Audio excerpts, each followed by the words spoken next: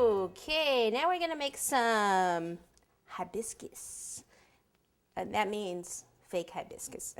This is an easy, fast version, okay? It's not the gum paste one that takes, days. I want to sometimes just show you guys how to just make things quickly so you can actually make money.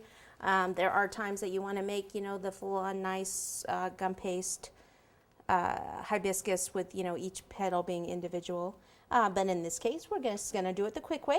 We are going to take a nylon stocking that has cornstarch on it and dust our surface. Take just a rolling pin and just roll this out. This is a pale orange fondant.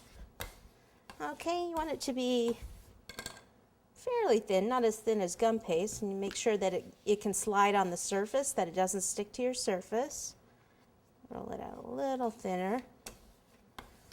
Okay, and then what I'm going to do is take these cutters here. There's different sizes. I think I just used these two actually. I figured this one might be a little small, but these are rose cutters by FMM is the company that makes them.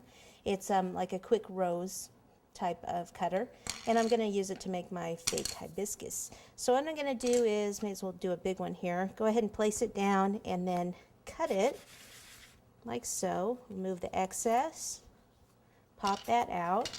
Okay, you might be able to cut several out at a time if you have enough rolled out. Then what I want to do is I want to bring it over to the edge of the table here, and this is a veining tool here. This particular one is by Gem. It's one of the black tools by Gem.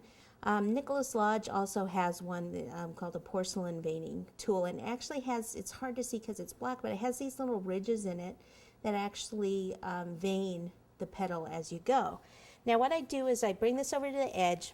First what I do is I just lightly go over the whole petal just so that some of this veining will be over the entire surface of the petal here. Okay, then I come over to the edge of the table and I start here and I roll to the right and to the left, and see how that ruffles the edges. Okay, make sure that it's not sticking to the surface, and this isn't because I have enough cornstarch under it, so I'm just going very lightly. Now on the edge I'm going a little heavier, and see how I do it on the edge because see how my tool is angled downward. I can't really do it here because I can't get the angle I need. I need it at this angle, roll back and forth, okay, and see how it ruffles those edges out. All right, so I'll continue with the next 3 petals here, and then what we'll do is put it in a little bit of foil to start to dry.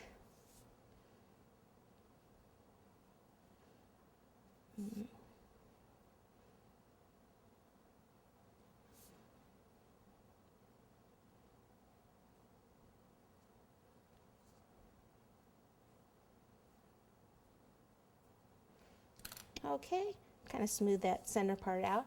Then I just take some foil like this and just kind of crumple it up like so. If you want these to dry faster, you can put a little bit of Tylose powder in your fondant. I did not put it in this.